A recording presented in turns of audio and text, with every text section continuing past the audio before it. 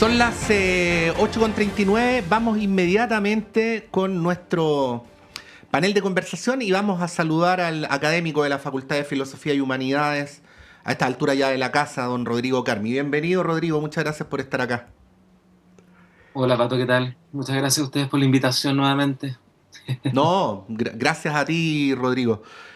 Bueno, queríamos partir por analizar la situación presidencial, ¿ah? Y voy a partir con lo último.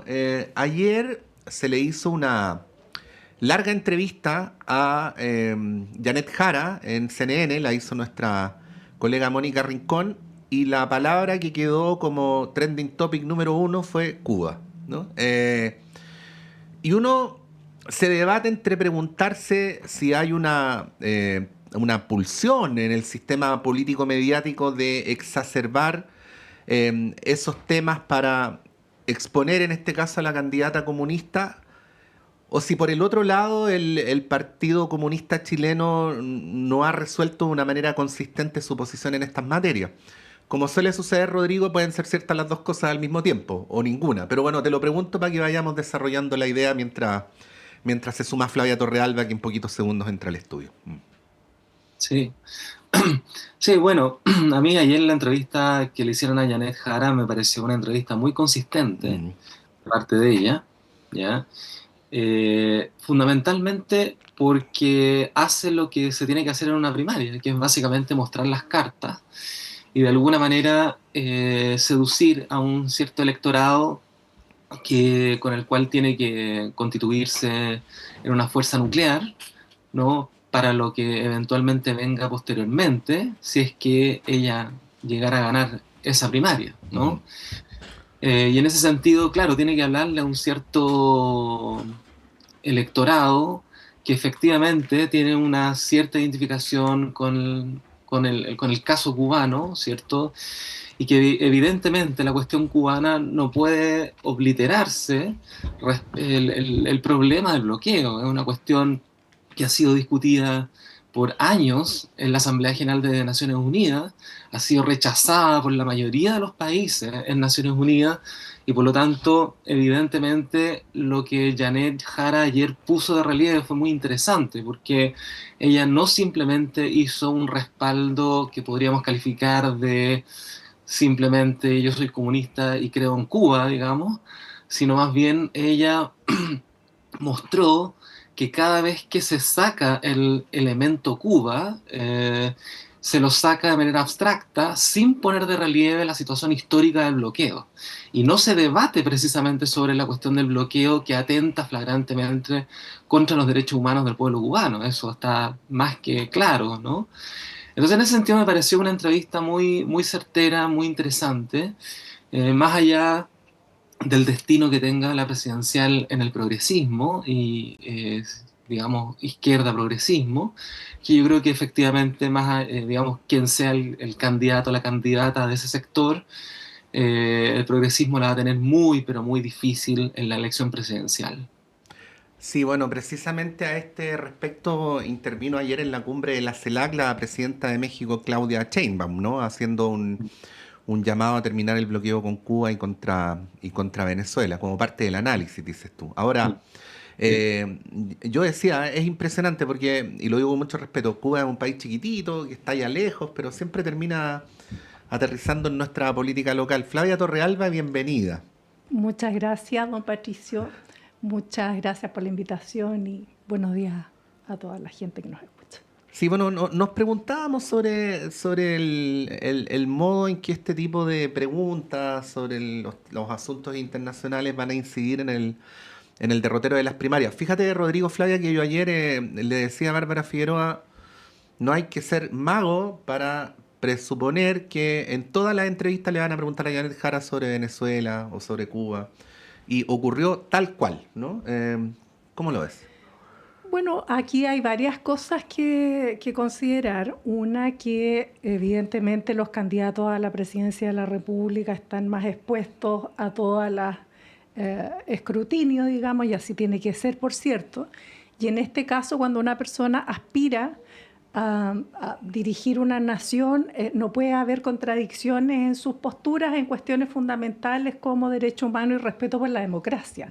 Porque lo que la periodista le estaba preguntando en realidad, más allá de la situación de Cuba, porque podría haberle preguntado por Nicaragua o por China, que ese es otro capítulo que hay que escribir y del que hay que hablar, lo que le estaba preguntando en realidad era cuál era el compromiso de una candidata con el régimen, digamos, con la democracia.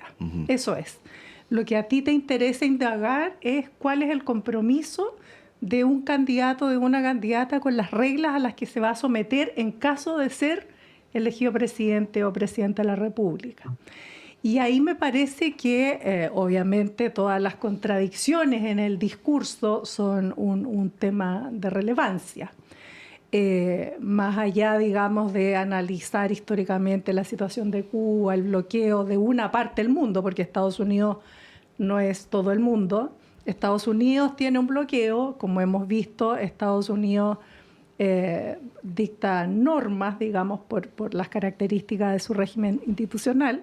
En estas materias puede el presidente de Estados Unidos hacerlo, pero hay otra órbita que no está tocada, digamos, por Estados Unidos y que no está bloqueado Cuba. Entonces, claro, pero es cierto que Cuba sanciona a quienes negocian con Cuba, no solamente ejerce el bloqueo directamente, sino que... Sí, pero tuvo muchos años relaciones con Rusia y toda la órbita de países de esa área, digamos. Entonces, hay que precisar que el bloqueo efectivamente infame que hay sobre este país, digamos, es una cosa, pero otra cosa es, que no es un país democrático. Ahí no hay elecciones regulares, informadas, no hay postulantes, no hay oposición, no hay controles institucionales que estén expuestos, digamos, para que sean decididos por la ciudadanía. Finalmente, las posiciones o los errores que se cometan, no hay controles democráticos. Entonces, ahí se pone un poco más complejo. Ya, entonces tú no estarías de acuerdo con la afirmación de Janet Jara de que es un sistema democrático distinto al nuestro. No, pues si la democracia, pues querido Patricio, tiene reglas. En esto Rodrigo estará de acuerdo conmigo. Hay una clasificación, de hecho, hasta nuestro país está cuestionado en términos de fortaleza de su democracia, justamente porque siempre está en cuestionamiento la concentración de los principales medios de comunicación y de la imbricación que hay entre el sistema económico, el control de medios y la sanidad de la vida, digamos, y la participación y cómo se informa a la gente, cómo se editorializan las cosas. Sí. Entonces, si nosotros estamos cuestionados que tenemos ciertos controles, uno podrá querer profundizar aquello. Es decir, yo, por cierto, que no considero, y Cuba en ninguna parte del mundo es considerada una democracia. Pongámosle otro nombre a ese régimen, pero no una democracia a la pinta de otro. Sí, ahí, Rodrigo, se abre un ámbito interesante, porque la izquierda cada cierto tiempo, o diría que es parte de su naturaleza de cierto sector de la izquierda, tener tensiones con la llamada democracia liberal. Por de pronto hay que recordar que los marxistas en principio creen en la dictadura del proletariado, ¿no? Que, por ejemplo, durante la Unidad Popular había un sector de la Unidad Popular que se refería a la democracia chilena como la democracia burguesa, ¿no? Y que luego, con los hechos de la dictadura, la democracia se convirtió en un valor a reivindicar. Pero cada cierto tiempo aparecen estas tensiones que creo que son interesantes de analizar, más allá de que además uno puede ejercer sus críticas o sus coincidencias. ¿Cómo ves esa vieja tensión aterrizada al escenario político del Chile del 2025? No, mira, la intervención que hice inmediatamente anteriormente, digamos, era simplemente para poner de relieve de alguna manera la fortaleza del discurso de Janet Jara, sin entrar a discutir precisamente cuestiones relativas a ordenamiento político, filosofía política o la moral que supone esa cuestión, digamos, ¿no? Yo creo que ese es un espacio de discusión. La cuestión cubana yo creo que no es un problema zanjado para distintas izquierdas incluso. Y sin embargo yo diría que lo que ocurre hoy día es que estamos en presencia, por así decirlo, de dos discursos al interior de la izquierda, en el sentido de que hay una izquierda que yo calificaría de una izquierda soberanista, ¿ya? Que básicamente se caracteriza por reivindicar, por ejemplo, el régimen iraní, Ujú, ¿no? Calificándolo como el eje de la resistencia, ¿no? Reivindica sine qua non, sin ninguna crítica, ¿no? El ordenamiento venezolano, ujú. ¿cierto? Etcétera, ¿no? Y hay otra, entre comillas, izquierda, que más bien deberíamos calificar como progresismo, porque proviene precisamente de esa, entre comillas, socialdemocracia neoliberal que se instaló a principios de los años 90 con pensadores como Anthony Giddens y otros, ¿ya? Que es básicamente en Chile está sustentado en lo que tú decías, que es la renovación socialista y la liberalización total de la izquierda, ¿no? No una izquierda soberanista, sino más bien una izquierda liberal, ¿no? Digámoslo así, una izquierda liberal, con todo el oxímoron que eso significa, ¿no? Y yo creo que ahí hay una tensión permanente precisamente cuando aparecen los casos de Venezuela y los casos de Cuba, pero también cuando aparece, por ejemplo, la problemática que aconteció hace unos meses atrás, cuando cayó el régimen de Bashar al-Assad en Siria, ¿no? Ujú.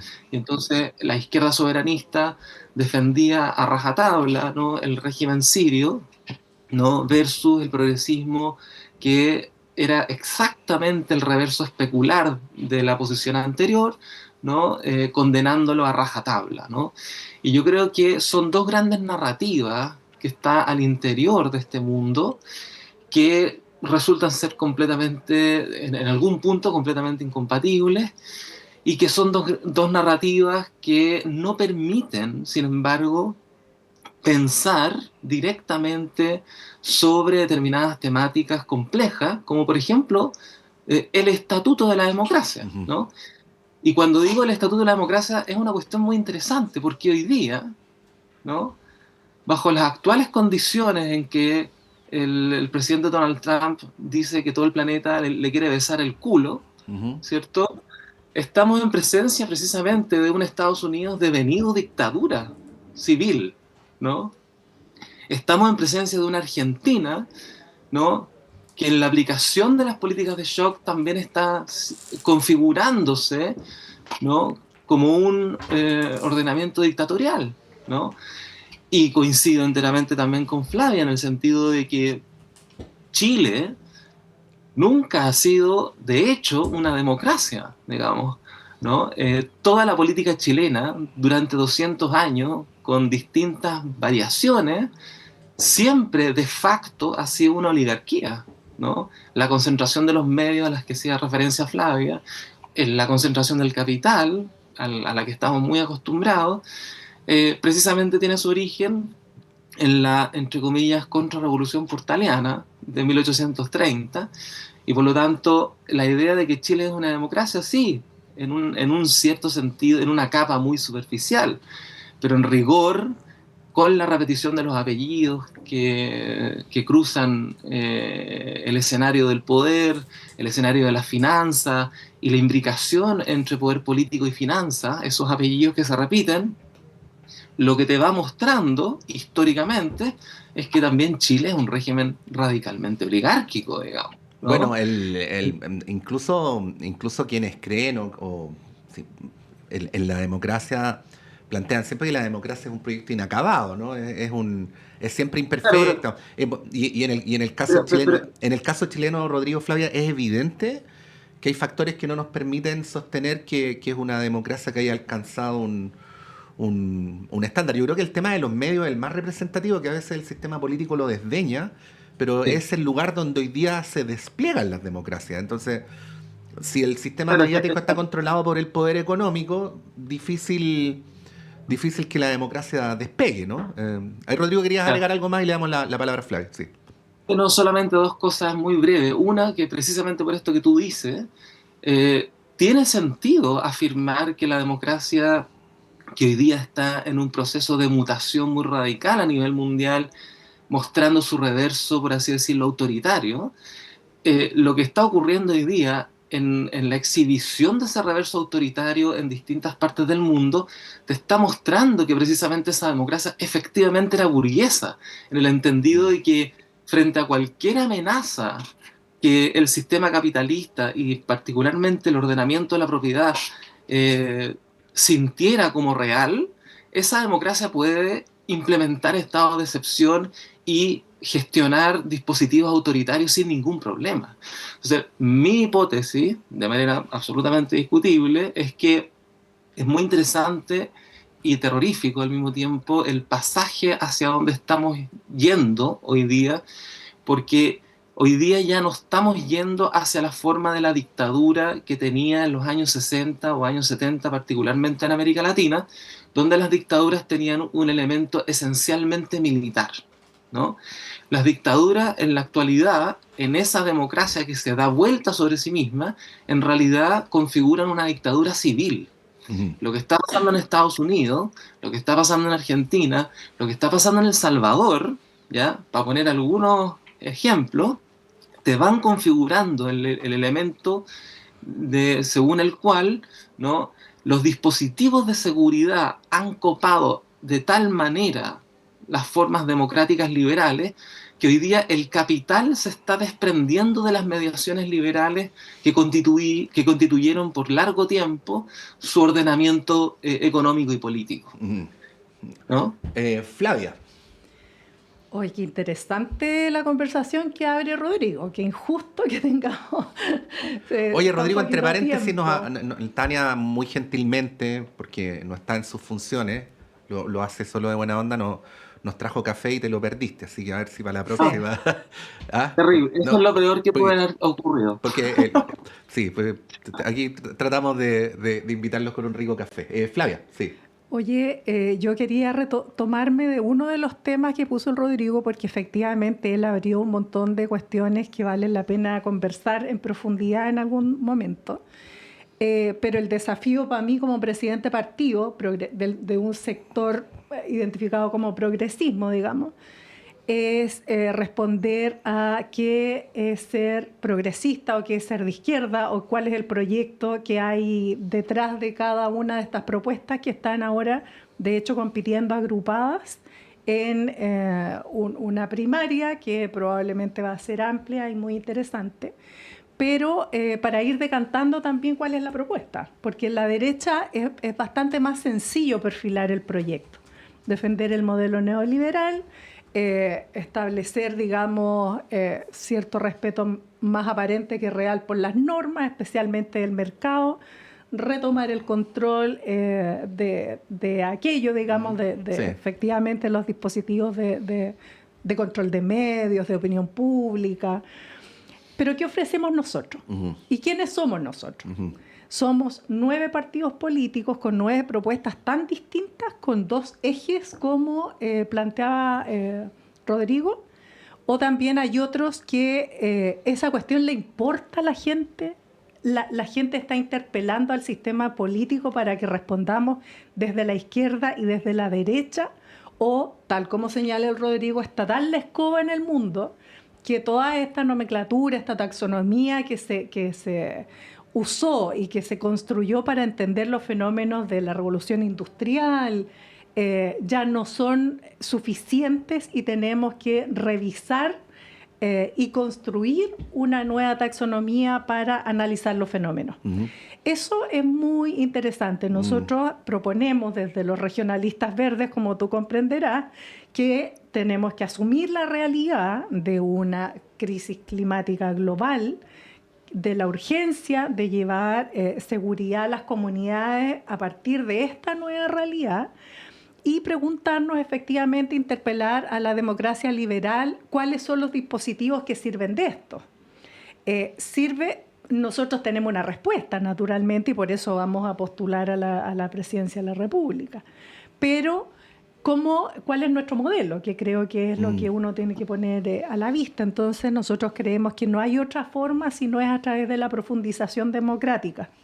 No hay otra forma sino a través de la democracia real, tal como apelamos para que el país vaya transitando desde la economía financiera, especulativa, hacia una economía más real. Esto lo estoy interpretando desde el tema de la crisis climática global. Sí. ¿Ya? Ahora, si alguien de derecha te estuviera escuchando, te acusaría de ser partidaria de la permisología, ¿no? Sí. No, al contrario, nosotros estamos planteando exactamente lo contrario, que la profundización democrática además tiene que regular y modificar las reglas con las que nos estamos manejando.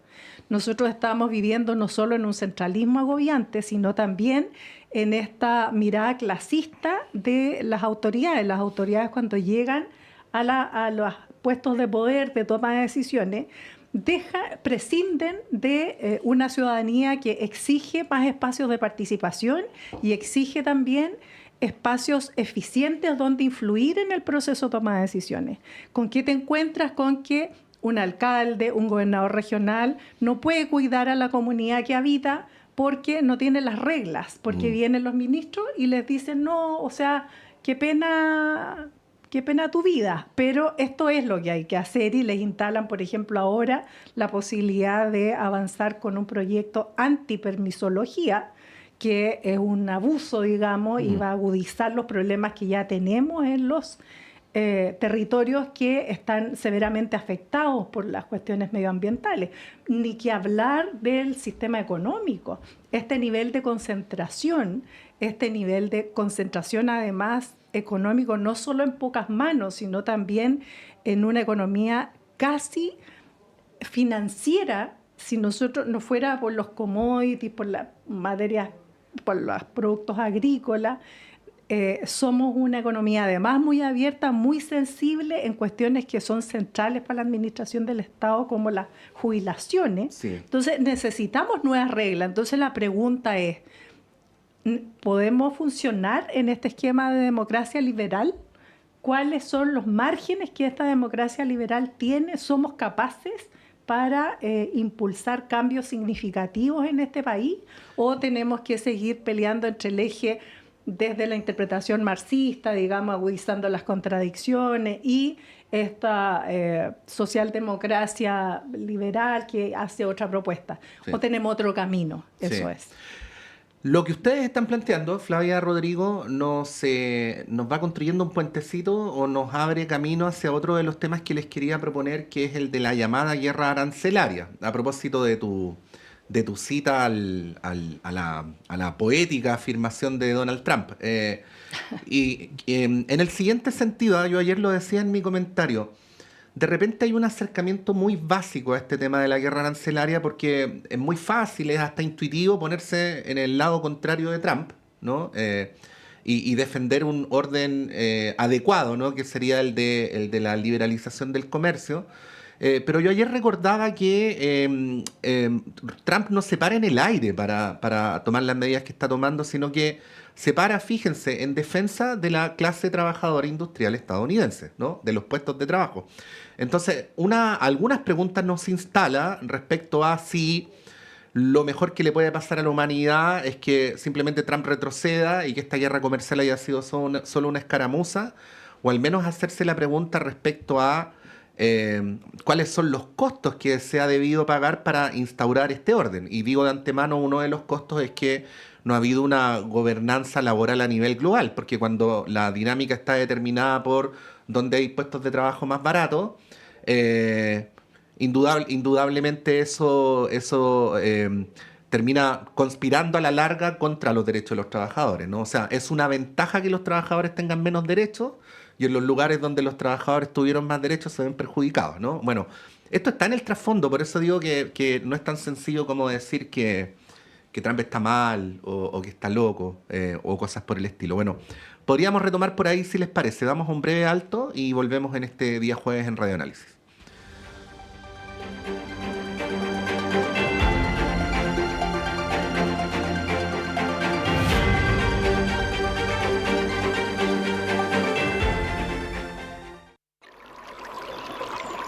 Aguas Trayén o Cascada en Mapudungún es la mejor agua purificada con tecnología de última generación. Para más información, visite su página web www.aguastrayen.com.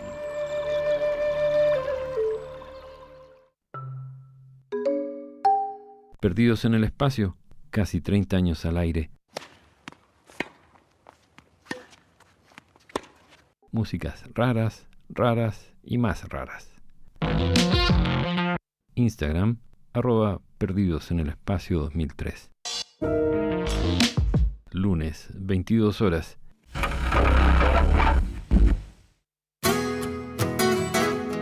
Sala Máster de Radio Universidad de Chile les invita a disfrutar la voz y las canciones del destacado cantautor nacional Alexis Venegas, quien regresa a este escenario con un concierto titulado Gaviota a 4 guitarras. Junto a destacados músicos invitados, Alexis Venegas celebrará en Sala Máster el regreso a sus manos del máximo galardón obtenido en 2004 tras ganar el Festival de la Canción de Viña del Mar. Gaviota a 4 guitarras, junto a Alexis Venegas en Sala Máster. Miércoles 30 de abril, 19:30 horas. Entradas disponibles en Portal Tickets y más información en salamaster.cl. Radio Universidad de Chile los invita a escuchar todos los viernes a las 17 horas Construyendo Comunidad Universitaria, un programa realizado por la Asociación Nacional de Académicos y Académicas de la Universidad de Chile, ACAUCH. Este espacio tiene como objetivo dar a conocer el trabajo de las y los miembros de la comunidad universitaria con acento en lo que hacen, piensan y proponen los académicos con una perspectiva interdisciplinaria. Está dirigido a la comunidad universitaria y a la sociedad en su conjunto. Todos los viernes de 17 a 18 horas, Construyendo Comunidad Universitaria. Conducen dirigentes y dirigentas de ACAUCH en el 102.5 FM y radio.uchile.cl.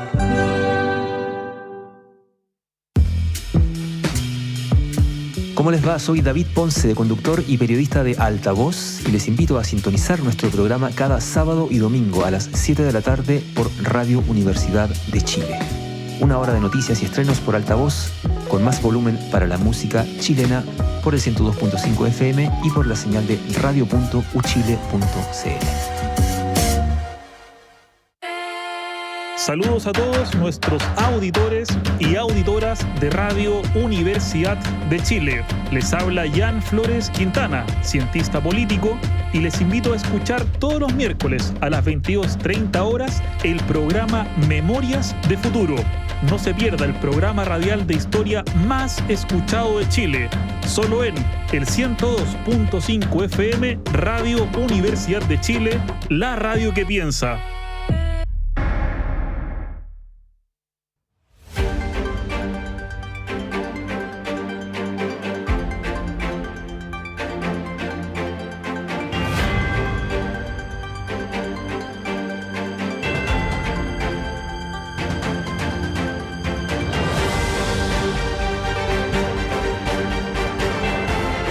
Son las 9:06, continuamos en Radio Análisis en esta mañana de día jueves 10 de abril del año 2025. Bueno, yo hacía un enunciado, Rodrigo, Flavia, que podría ser una manera de entrar a la discusión sobre esta llamada guerra arancelaria.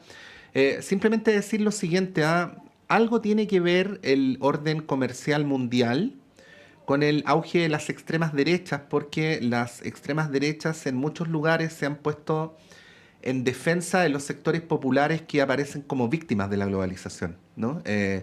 Y los progresismos y las izquierdas parecen no tener una respuesta consistente frente al punto. Parecen es un eufemismo, no tienen.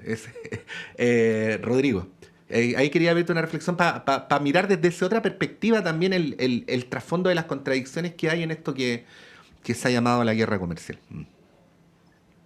Mira, para partir diría dos cosas más o menos cómicas.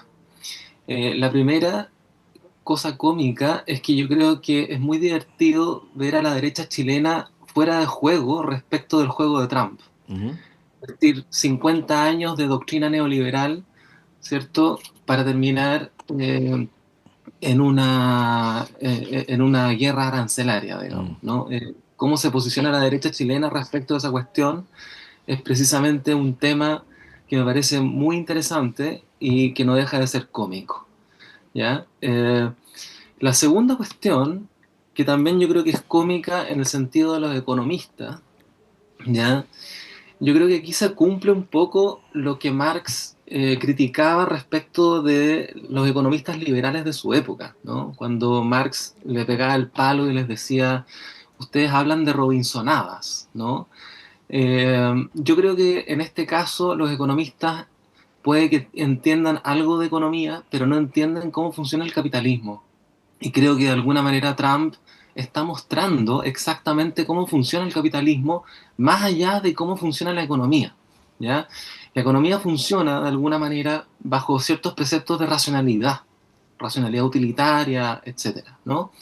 Pero el capitalismo es un ordenamiento que no es simplemente de carácter económico, sino un sistema de dominación global que se ejerce a partir de la economía. Pero es una cuestión histórica y política, una construcción histórica y política que no responde necesariamente a los cánones de racionalidad con los que la doctrina económica dice eventualmente que la economía funciona, ¿ya? Esto es muy relevante, creo yo, porque, insisto, puede ser que los economistas entiendan algo de economía, pero no entienden cómo funciona el capitalismo. Y yo creo que al revés, Trump está mostrando cómo funciona el capitalismo, que funciona bajo el régimen de la fuerza, funciona como digamos, a partir de determinados preceptos históricos y políticos, donde se implica la cuestión de la defensa de clase. Y aquí la defensa de clase es muy relevante porque durante todo este proceso, durante todos estos años, primero, no es cierto, como dice el progresismo neoliberal, de que la globalización neoliberal generó prosperidad.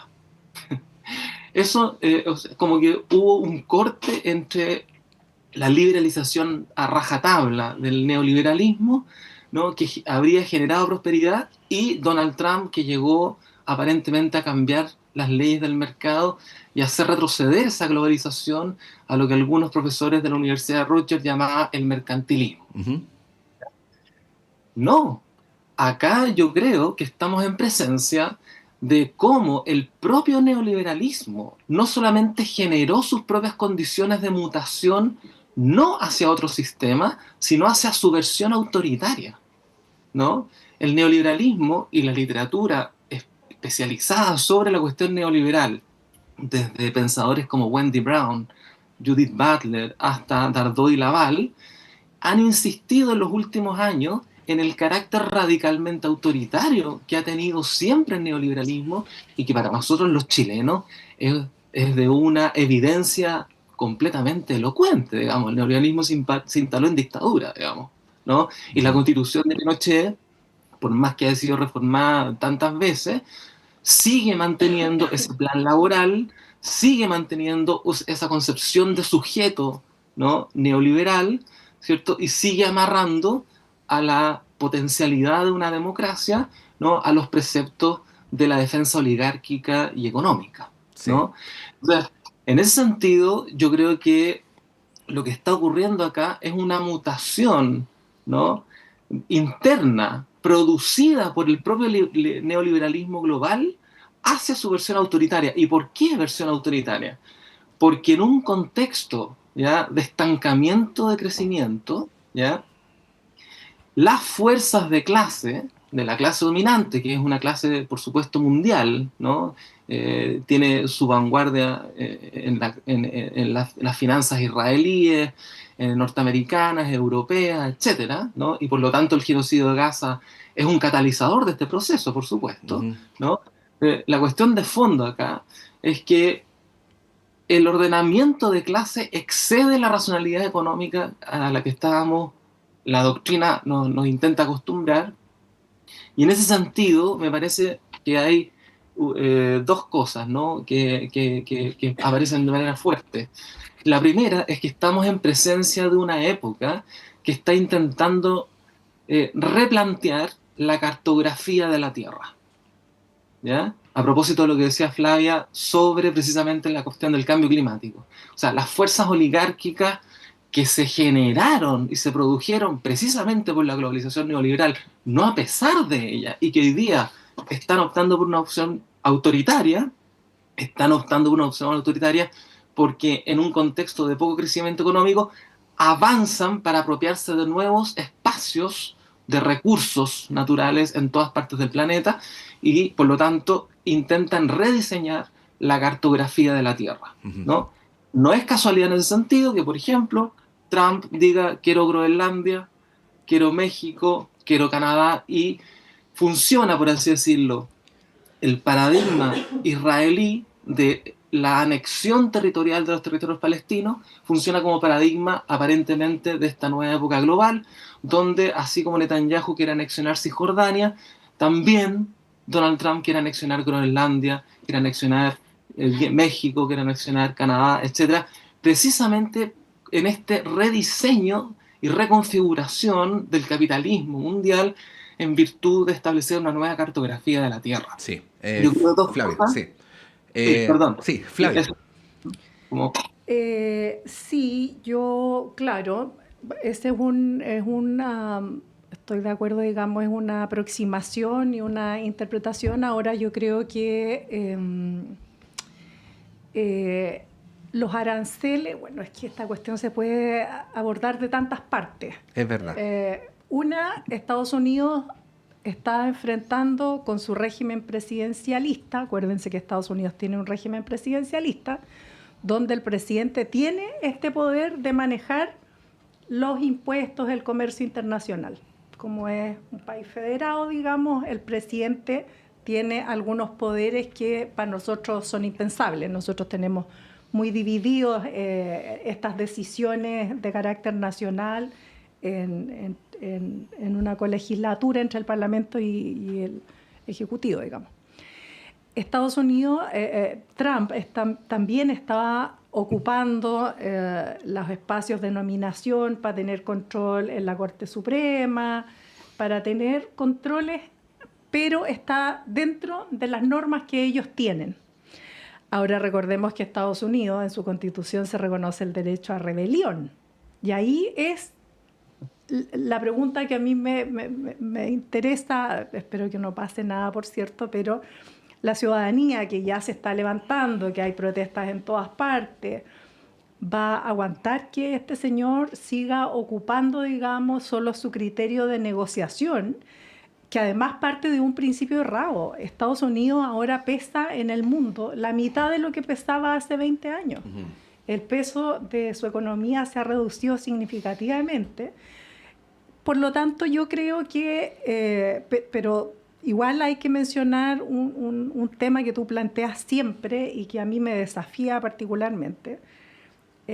Solo para cerrar el punto anterior, Estados Unidos no se van a quedar solos.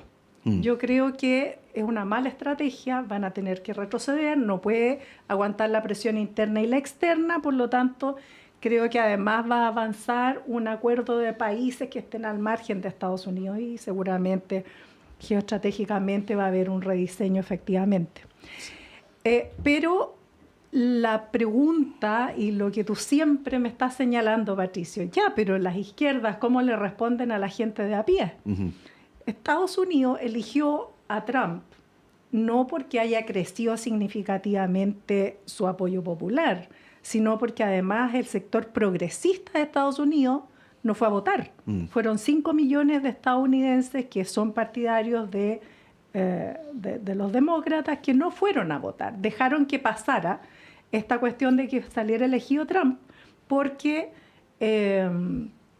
no estaba respondiendo también los gobiernos progresistas, entre comillas, yo dudo un poco de calificar, no estaban respondiendo a las necesidades del obrero, de la gente que perdió las industrias automotrices, del sistema de vida norteamericano como tradicionalmente se ha entendido.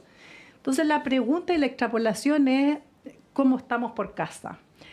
Milei no surge porque sí, en Alemania, digamos, Hitler surgió de una elección popular.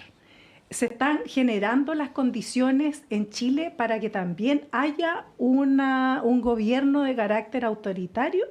Estamos en condiciones nosotros de enfrentar un gobierno encabezado por un un régimen que derive en una dictadura o que maneje, digamos, la opinión pública a través de los medios, tenemos resguardos para aquello, y lo más importante, la gente de a pie nuestra está votando por aquellos que hace 5 años no más a nosotros nos parecían unos orates. Ahora están siendo apoyados en la opinión pública, los sectores populares han retrocedido mucho en su adhesión a las izquierdas, y han avanzado los populismos de derecha muy importantemente. Entonces ahí el tema es que efectivamente este país se enamoró de un sistema neoliberal, y sucesivamente todos los gobiernos han reforzado la idea de que no se puede escapar de ello. Cuando nosotros nos opusimos al TPP-11, y para nosotros fue una sorpresa que el gobierno no haya revisado ese tratado, porque vemos que hay riesgos enormes que se están enfrentando a nivel global, y nuestro interés es cuidar a nuestras comunidades. ¿Por qué no le ponemos más empeño a la reindustrialización? ¿Por qué no reorientamos nuestras finanzas para apoyar a las cooperativas, a las pequeñas empresas, a la producción nacional, a recuperar el artesanado?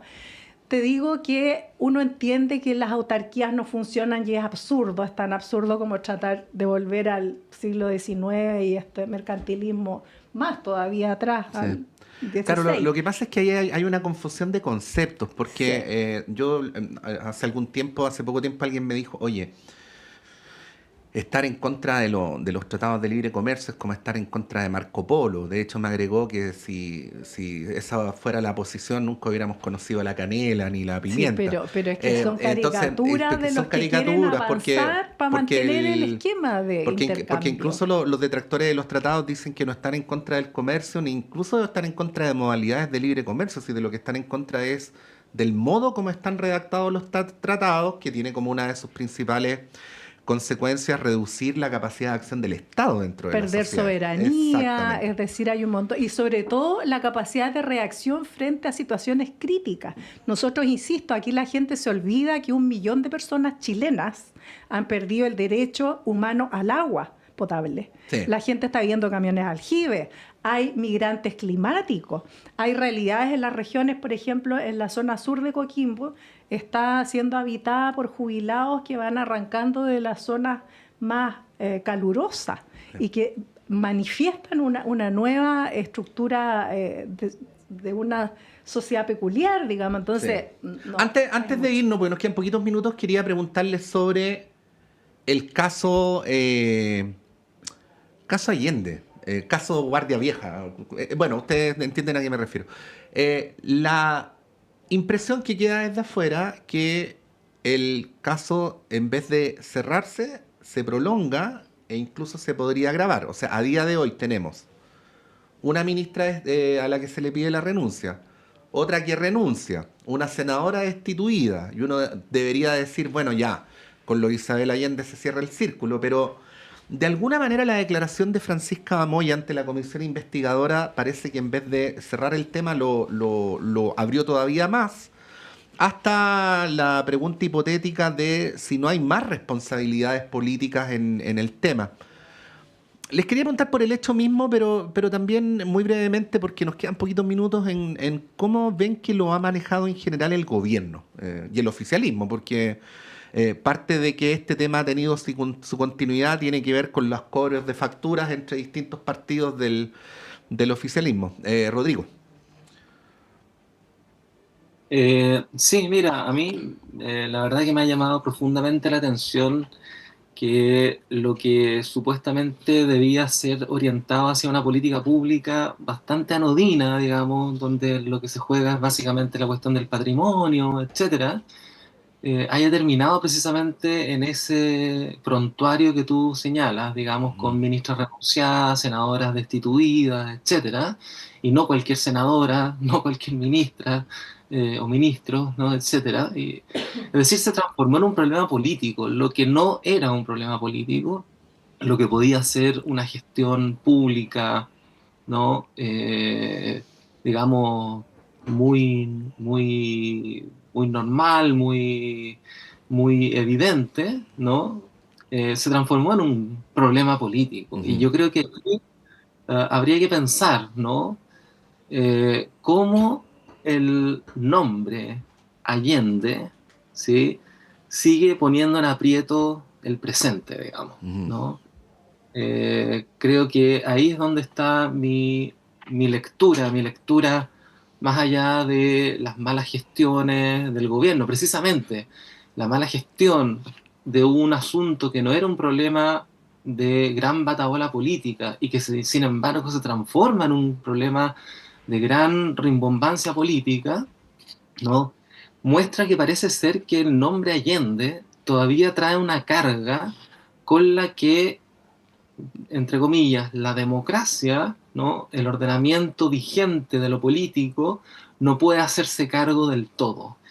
Y que el nombre de Allende funcione en parte como una brasa, que cuando cae en las manos del sistema político, de alguna manera ese sistema político parece implosionar y no sabe mucho qué hacer, me parece que es la cuestión interesantísima que muestra, ¿no?, la potencia que Allende sigue teniendo en el presente, ¿cierto?, en la medida en que viene a poner de alguna manera en problemas a un ordenamiento que todavía no ha hecho las paces con su pasado, que todavía de alguna manera está completamente marcado por la desventura del golpe de Estado. Flavia. Bueno, todo lo de la situación de la senadora Allende y la compra de la casa de Guardia Vieja es un bochorno, es un bochorno en todas sus partes, desde el origen, desde la idea. Y además no se cierra nunca, ¿no? No solo no se cierra nunca, sino, como tú dices, da espacio a que se vayan colando otros temas, tratar de sacar gente del camino, tratar de empatar, emporcar algunas cosas. Es decir, ahí uno dice, a ver, ¿qué hay acá? Entonces, el gobierno, con mucha torpeza, por cierto, y además, es que yo refuerzo la idea de el respeto por las reglas hasta que no se cambien, ¿ya? Está bien, yo entiendo perdón, la admiración del presidente Boric por la figura de Allende, que comparte con mucha gente, pero por muchos deseos que hubiera tenido de homenajearlo con un museo, por cierto que sus deseos no pueden estar sobre las normas, ¿me entiende? El sistema político chileno está estructurado para proteger al presidente de la República y para que la única figura que no pueda ser tocada sea la del presidente de la República. Por eso han caído ministros, obviamente gente que se supone técnica y que al parecer no era técnica, tiene que asumir sus costos. Pero a un presidente no se le puede ocurrir una idea y llevarla a cabo solo porque se le ocurre. Y aquí había evidentemente un conflicto de interés evidente. Esa casa, perdón, pero yo creo que tal como Frei y tal como Elwin debió haberlo hecho también, la familia, debieron haberlas donado al Estado porque además mantenerlas es muy cara. Y había muchas formas de salir de aquello. Pero es de una torpeza tremenda, ha tensionado mucho al sistema, a los portones, digamos, para no llegar al presidente de la República, porque al parecer la derecha va a aprovechar muy bien este espacio y va a tratar de llegar al presidente. No sé cómo se puede ordenar, porque hay una cantidad de contradicciones, una cantidad de abusos en esta discusión de oportunismo, que solo va a complicar las cosas.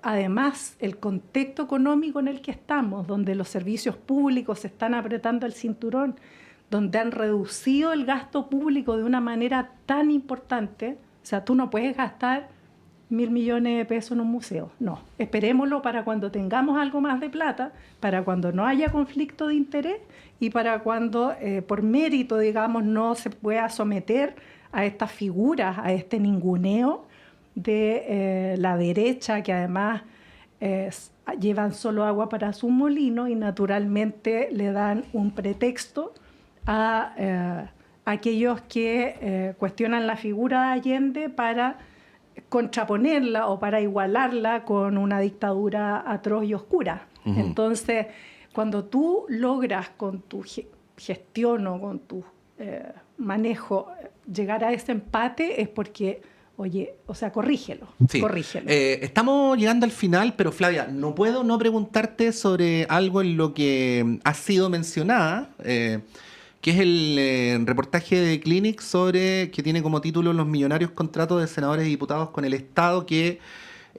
podría, dice el titular completo, que podrían llegar al Tribunal Constitucional, ¿no? Y te voy a leer textual el párrafo y te voy a dar la palabra para que hagas tus descargos. Hace alusión ante el párrafo anterior a Fidel Espinosa, dice: misma situación del diputado y actual candidato presidencial Jaime Mulet de la Federación Regionalista Verde Social, quien a través de la empresa Rodríguez y Compañía Limitada, que explota una radio en Vallenar, figura con traspasos comerciales con municipalidades y servicios públicos de esa zona. Aunque Mulet se retiró de esa empresa casi un mes después de asumir como diputado, su esposa Flavia Torrealba, actual presidenta del Frente Regionalista Verde Social, quedó como controladora. Según los constitucionalistas consultados para este reportaje, la norma que prohíbe a los parlamentarios mantener contratos con el Estado podría extenderse a sus familiares, aunque ese es un debate que no se ha generado. Bueno, yo creo que el de Clinic no consultó a ningún constitucionalista de partida. Y creo que deberían asesorarse también en algunos temas de género, porque aparecer como palo blanco de alguien o cuidándole los intereses o en negocios oscuros por ser una persona relacionada con otra es bastante humillante, especialmente para mí, que soy una persona con patrimonio propio, con identidad, con una carrera que siempre ha estado postergada justamente para no entrar en conflictos de interés. Nosotros conocemos muy bien las normas constitucionales, los alcances de las leyes. Jamás hemos firmado, ni yo, ni Jaime Mulet, ni tampoco la sociedad Rodríguez, nunca se ha firmado un contrato con el Estado. La persona sobre la que está delegada la administración, que es el arrendatario del año 2014, creo, 2012, no recuerdo bien, tengo por ahí el contrato, está inscrito en el mercado público y los servicios públicos han hecho, creo que hicieron una contratación de 700.000 pesos, algo así. No lo tengo todavía muy claro. Naturalmente, esta es una situación muy irresponsable, muy humillante. Tratan de igualar una cuestión completamente falsa o tratan de involucrarnos para cuestionar a otros parlamentarios que están citados con 24.000 millones de pesos, otro con 5.000 millones de pesos, con un aparente convenio, algo así, contratación de servicio por 700.000 pesos. Eso yo no lo voy a permitir. Y por cierto que además de la humillación pública de haber sido tratada como palo blanco, que desde la perspectiva de género es muy duro para mí, es también falso. Estoy analizando, digamos, cómo vamos a reaccionar a esta nota del The Clinic. Yo creo que, además, insisto, es una versión no solo malintencionada, falsa, sino que también es irresponsable, porque cualquiera que hubiera conversado con un constitucionalista sabría que las normas en derecho constitucional son de aplicación estricta, son de derecho estricto y alcanzan solo a la persona que está ocupando el cargo. Y Jaime Mulet no ha firmado contratos con el No Estado. ha firmado contrato, no, jamás, ni yo, aunque quieran poner este manto de duda, porque nosotros no nos hacemos los lesos con las reglas y conocemos perfectamente las leyes.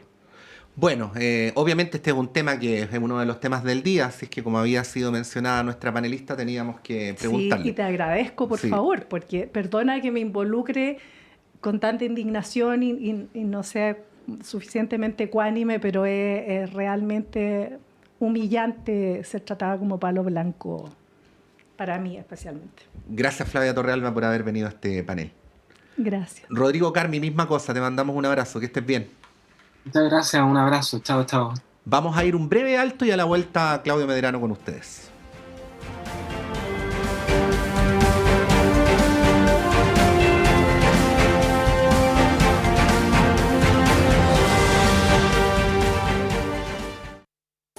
La clase de marketing digital de hoy tendrá por tema identidad en Internet. Cómo agregarle valor a tus contenidos en redes sociales. Yes. ¿Sabían ustedes que sus perfiles en redes sociales no son suyos? Ah, ¿no? No, porque la red social solo se los presta y si se van de ella, el contenido se pierde. Cha. Sí. Entonces, la idea es que su perfil siempre lo complementen con una dirección propia en Internet. ¿Y cómo se hace eso, bro?